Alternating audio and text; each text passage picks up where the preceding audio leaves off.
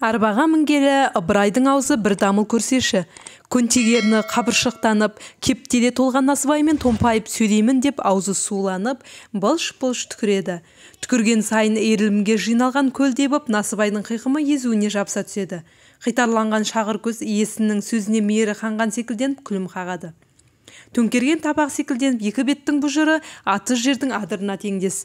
Ыбыраймен жолдас болғаныма екінші күн.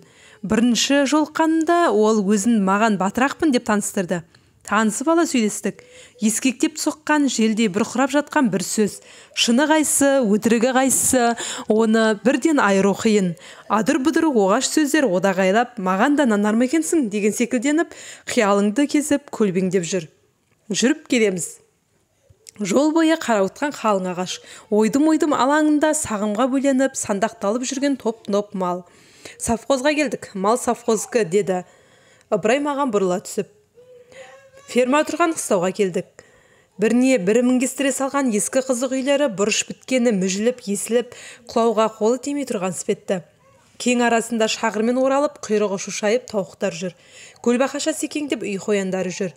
Біздің жолымыз осы ауылдың қотанына кіріп жоғалды да, жол іздейміз деп ауылдың обязательно басынан кіріп, аяғынан бір шықтық. Бірер жер ошаққа түсіп күлінде бұрқыраттық.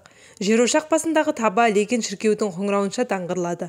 Мұнысы нес, дені сау ма мыналардың деп жер ошақ иесі әйел кірлі саусағымен бетін сызамын деп болпиған сары бетке әліп таңбасын басып алған өзі де сезбеді. Көше тыл неге сылмайсың? Қыстауыңды деп Ыбырай онымен деп ажылдасты. Қыстау арасының ой шұқыры арбамызды айыр планша секіртіп, мені қалай құрт ұстап кетесің дегендей боп, бұқаның мойнынша қыржиған кәрі қайың арбамыздың мұрындығына жабысты. Ыбырай осындайда айтып әдеттенген сыпайы сөзін қос-қосынан төгіп жіберді де, еріне қозғалап арбадан түсті. Құдық басында су алып тұрған жас әйел біздің осы күйімізді тамашалаған таңданған пішінмен қадала қапты. Бет-әлпеті қазаққа ұқсамайды. Бірақ шолақ жең қара камзол мені қалай танымайсың дегенде боп, бұл әйелге қазақ белгісін еріксіз тағып тұрған секілді. Мәрия, аман, байың қайда байың? Өй, антұрғанның қатыны, сені алып жүрген Нұрыштада еш жоқ қой, деді Ыбырай арбадан түсіп тұрып. Содан кейін маған бұрылып, мына қатынды көрдіңіз бе? Орыстың қызы еді, қазаққа тиді. Нұрыш деген бір бозбаламыз бар, соның басын айналдырып. Не үшін тоқтап тұрғанымызды, арбадан не үшін түскенін ұмытқан адамдай, Ыбырай маған қарап ыржыңдап, сіз білетін боларсыз, бәрі бір бола ма екен, деді. Нені айтасың? Әйелді айтам-ау. Киік мүйізді қызыл сиырға тарантас шеккен біреу артымыздан келіп тіреле тоқтады. Тал қораптың алқымында күйек сақалды еңгезерде қара кісі отыр. Оған таяу бетінің қаны шыққан жас әйел. Әйелдің бой басы бүтін, басында ақ жібек орамал, құлағында сырға, білегінде білезік, саусағында алтын күміс сақиналар. Шырайы күлім, езуі бір жымимайды. Күлкіге бола жаратылған ба дерсің? Ыбырайға тағы бермек табылды. Еркегін жүсекелеп, әйелді қырмызылап, жолы болды да қалды. Амандық сұрасуларының көзі едәуір сүрәңгіме болды. Қайны қырмызы, біздің арбаға мін, бастап жүр қосыңа, деді Ыбырай бір кезде әлгі әйелге. Қыстаудан шығып қара жолға түстік. Қара түнек ағаш артымызда қалып барады. Желекпіні теке сақал селеуді болар-болмас қана қозғайды. Маңдай қыртыстарына жүлгеленген тер өзінен өзі сіңіп, кеуіп бой көтеріле түсті. Жол үстінде шөккен түйе құсап, шөп теулі арба жатыр. Алдыңғы белағашы опырылып, мертігіп құлаған малдай жерді сүзе жатыпты. Тиелген шөбі өлімтіктің сүйегінде шашылып, маңайының бәрін алып жатыр. Неге жиып алмайды екен мұны? Ешжаннан хабар болмай кетті ме? Деді Ыбырай қырмызыға қарап бұрыла түсіп. Жоқ. Қырмызының ерні болар-болмас қана қозғалды. Бет ажары күңгірттеніп, көзі күлкіден тоқтап, ауыр күрсінді. Солай еттесеші, антұрған қырмызы, деп Ыбырай оны қайтадан сергітті. Қалың ағаштың қолтығына иығын тығап, 5-6 қос отыр. Сырттан қарап үйген кебенгеде меңзейсің. Жер ошақ бастарындағы төбешік секілденіп жатқан төңкерген қазандар, шашылған аяқ табақ, қосқа сүйей салған баланың бесіктері, бұл қостарды ауыл түріне икемдейді. Қатпар беттенген кексе әйел бастапқы кезде түксие қарап, одан мендегі қайрат жалғыз көзімде ғана дегенде күлімсіреп бізді қарсы алды. Сен де келеді екенсің-ау, деді әлгі әйел Ыбырайға. Аты Жібек екен. Жүсекеңнің әйелі болып шықты. Шыбықтан тоқып, төбесін ит арқалап жауып, киіз үйге ұқсаған қосы бар екен.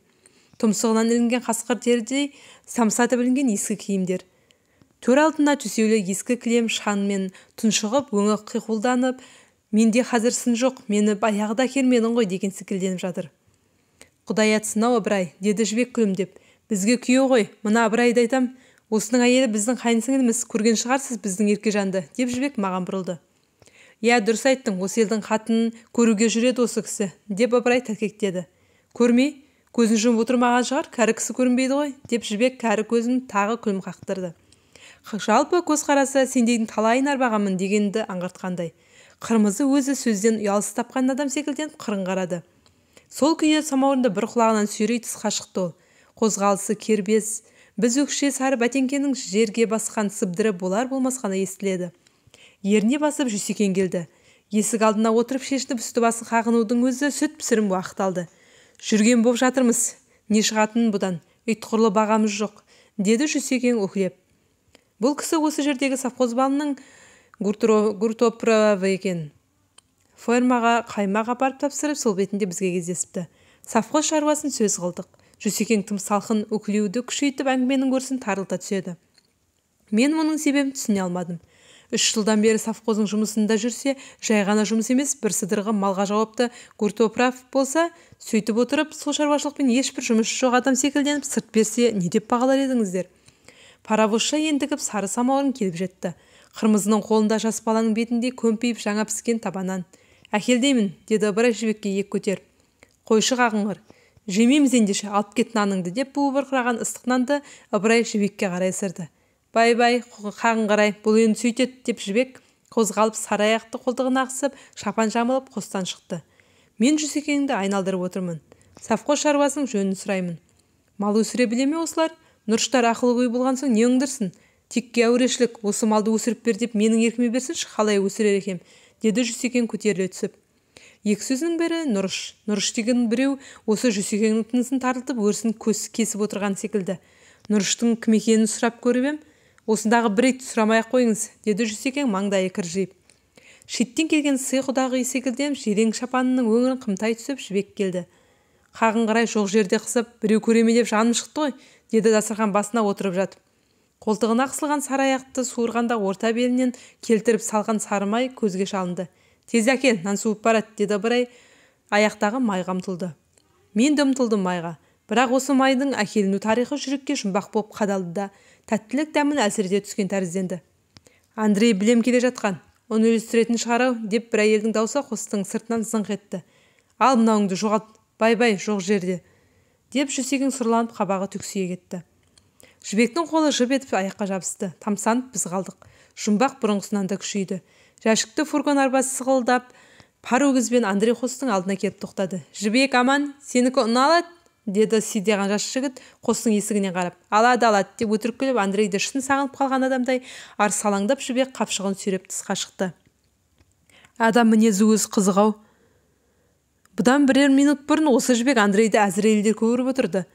Бекер қорқасың бұдан, бұл бір оңды жігіт, мен айтып қояйыншы бұған, Жүсекеңе көзіңді сал, Жүсекең нағыз момын шаруа деп.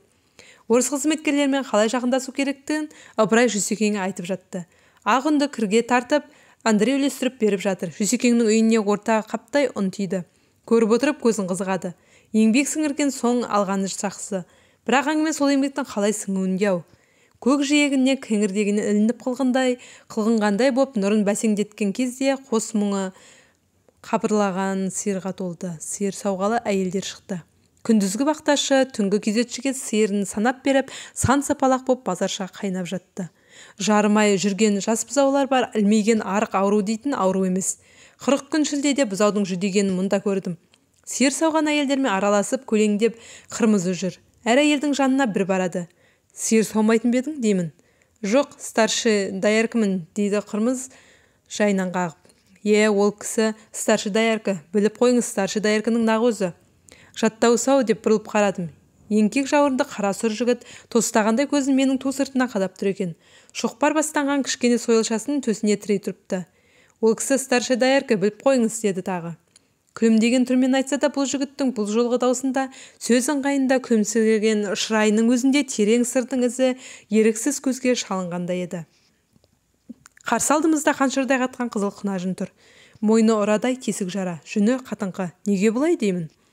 Көр топырақтан сұраңыз, сол кісінің жеккен малы ғой, деді әлгі жігіт. Сиырын аралап, бұзаудың қорасын көріп, бұзау қорасының тазалығына таңырқап, әлгі жігітпен сөйлестім де кеттім. Түнгі күзетші екен. Осы совхоз құрылғаннан осында. Мына жүрген қашар құнажындардың бәрі бір кездегі өз қолынан тәрбиелеп өсірген бұзауы болып шықты. Малға күтім керек, малды күте білу керек. Бұзаудың қорасын тазарту шынында менің міндетім емес, бірақ дәтім төзбейді. Осы бұзаудың біреуінің жамбасы салтақтанса, жаным шығып кете жаздайды. Федот ағайдың мені аузан тастамай газетке сүгіретімді шығарып жүрген содан ғой, деді жігіт күлімдеп. Федот ағайын сұрастырғанда сондағы саясат бөлімінің бастығы болып шықты.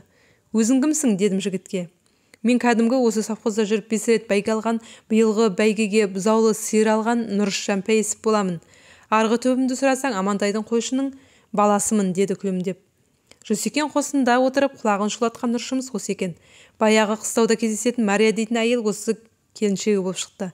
Даярка көңіліміз жарасы да қосыла салдық, деді Нұрыш ол туралы. Көр топырақтарың деген қандай кісі, дедім. Нұрыш менің сөзімді естіпегенге салынып шашау шыққан сиырларын қайыруға жөнелді. Мен соңынан қалмадым. Шай іштіңіз бе, деді бір кезде маған бұрылып. Іштім. Май берді ме? Берді. Рас па? Сандығына әперді ме? Қайдан шығарды? Деп Нұрыш декпірсізденіп жақындай түсемін деп қараңғыда аяғымды басты. Жүсіптің майының жұмбақтығы менің қарауымда бұрынғыдан да тереңдей түсті. Қараңғы түнек ағаштың қолтығында қараңғыда томарша быжырқайланып, ыңырана күйсеп сиырлар жатыр. Нұрыш шау аяңдап осы сиырларды айналумен болды. Мен де жүрмін соңында. Оқтасанда мені тосып алып сыбырлап қана сөйлейді. Бүгін табам оны, таппай қоймаймын. Адамның сайтаны ешжандай ақ болар, оның да қылмысын ашқам, деді Нұрыш бір кезде. Ешжан кім? Мына арбаның үстінде сол кісінің аты бір аталып еді ау. Қырмызының несі ол? Қылмысты кісіге қырмызы неге күйінеді? Ыбырай төрдің алдында шынтақтай жатып, ескекте соғып отыр сөзді. Жібек пен Жүсекең ауыздарын ашып, соғы ұйықтап қалыпты. Ол әлгі менің болысқа кандидат болып, сенің елулік болып, бір ауылына елді жиып, мен қасқа биені сойып, сен күрең байталды сойып, деп Жүсекең көтеріле түсті. Есіктен кірген мені көріп, әңгімелерін кенет үзіп, жоғары шығыңыз дей берді. Ой қой заман-ай деп Жібек бәйбіше ауыр күрсініп, босағада тұрған табақтың бір кеуел бетін ашты.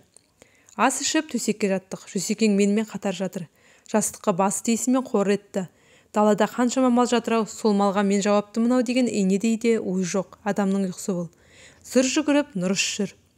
Аяғының сыбдыры әлде қайда естіледі. Айқайлаймын деп даусы қарлыққан. Оған қарамай даланы басына көтеріп ән салады. Оң жағымда сыбыр. Сөздері жан алқымға келіп жатқан адамның сөзінде үзіліп естіледі. Қара бет ау, қойшы, түйенің танығаны жапырақ деп үңірейіп өзің келгенше осыны айтып жатқан қырмызы болар. Одан арғы сөзін Нұрыштың өлеңі көміп кетті. Күзетемін сиырды, күзетпесем қиынды. Қара құшша қалықтап құлақ байлар жиылды. Қолқама қол салмаққа құдайына сыйынды. Салдырмаспын қолыңды, тартқам жоқ жолыңды, беремін бәлем сыйыңды. Ертеңгі шайды Нұрыштың үйінен іштім. Нұрыш маңдайынан шұбырған терді сұқ қолымен сыпырып тастап, күлімсіреп бір сыпыра отырды. Тұғудай ақ тыққан екен, меңдігімнен ақ таптым білем. Здавайт қылдым. Конторға 5 пұтта 9 қадақ май шықты. Осыны айтып Нұрыш бір сыпыра ойланып отырды. Бұл Жүсіп, кәдімгі Исаның Жүсібі. Көкала жылқысының көптігімен даңқы шыққан Исаны естіген болармысыз? Бізге биыл келді өзі, Ыбырайдың орналастырып отырған адамы. Осы келгеннен ақ шошып ем, әй бүлдіреді-ау деп. Қаймақ жоспар орындалмай қалады деген болып, сиырды қақтай содырды. Бұзау оңсын ба сосын? Біздің мына қатын старшы Даяркет қаймақ жоғалды деп бәле салып, мұны шығартып, мұның орнына қырмызыны алды. Сонда-ақ шошығам мен. Қырмызының байы Ешжан дейтін түрмеде. Ода осы Жүсіп құсап маймен ұсталған. Жүсіппен бәрі ұрлықтас адамдар ғой. Түсініп отырмысыз? Ыбырай Жүсіптің жақын күйеуі, танымайтын жерге батырақпын дейді білем. Мұның кім екенін Федот ағайға айтып бергем. Жүсіптің ұрлығы ашылғанға бұл шыжыңдар енді. Нақ осыны бүркей алар ма екен? Қалай ойлайсыз, бүркеп бара жатса мен істеймін сонда. Федот ағайға барсам бекен деп Нұрыш тағы ойға шомды. Бұзауды ойлап отырмын, деді бір кезде басын көтеріп. Қысқа қарай күтімін күшейтпесек, бұл бұзаудан таза пек сипайтын шығармыз. Нұрыш кенет алдында тұрған шайына ұмтылды. Кесені аузына апара беріп қайта қойды жерге. Жоқ, өлтірмейміз. Өзім сау тұрсам, бірінде өлтірмеймін бұл бұзаудың. Комсомол киімді қара бала кепкесі көзіне түсіп еңбектеп қосқа кірді. Нұрыш аға, саған келдім, конторға жүресің. Әлде Федот ағай келді ме? Деді Нұрыш елеңдеп. Келді. Нұрыш қостан қалай атып шыққанын білмеді. Тип. Фурашкыңды киме, деп наздана күліп Мария оның соңынан ерді. Тақтайлы арбаның алқымына кептеле малдас құрып отырған екен Нұрыш. Маған қарап жайраңдап. Естіңіз бе? ыбырайдан құтылыппыз, совхоздың орынбасарлығынан алыныпты. Енді ме енді? Жүсекең қосынның көлеңкесінде отырған бір сыпыра көздер самсап, аларып, үрейленіп арбада кетіп бара жатқан сонау нұрышқа тесілумен қараумен болды.